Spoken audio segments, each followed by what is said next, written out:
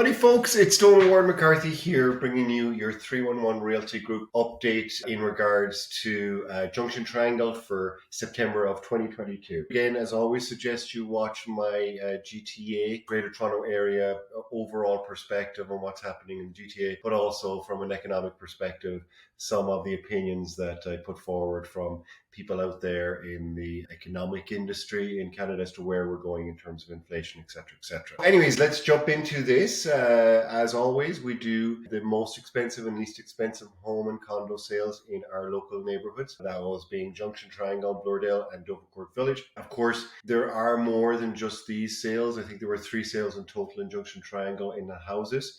And there were 10 sales in condos, so quite a few there. So housing, so least expensive home sale. We've got 202 Perth Avenue, Junction Triangle was the least home sale.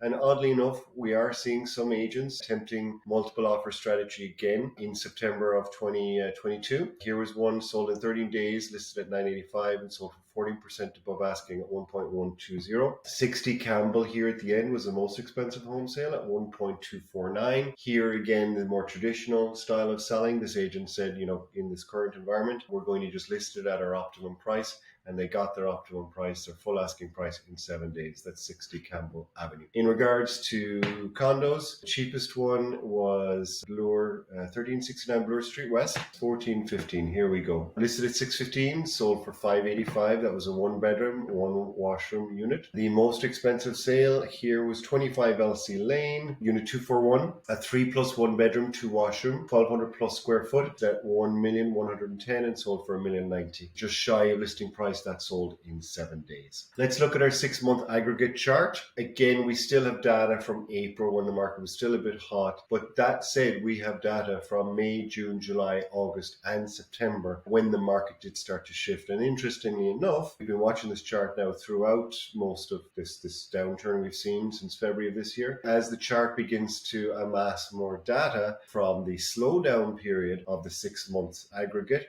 it's still reflecting a very strong market for Junction Triangle. So good news for sellers. On average, stuff is still taking 10 days to sell, and on average is selling for 10% above asking price. Good news for Junction Triangle residents if you are choosing to list your home right now in this area, because supply is, of course, as we saw, supply is the tightest it's ever been in the GTA in September, specifically since 2002. So you still could do very well in that regard. Still though, that said, for buyers, there are opportunities out there. You just have to seek them out and be more strategic in indeed finding that particular purchase. That's where the working with a professional like yourselves can help you. So there you go, folks. 311 Realty, Donald Ward McCarthy here, just giving you your update on Junction Triangle. We'll talk next month. It'll be interesting to see how this chart has changed in 1 month as well too. I don't figure it'll change too much. That's my bet. Thanks, folks. Take care.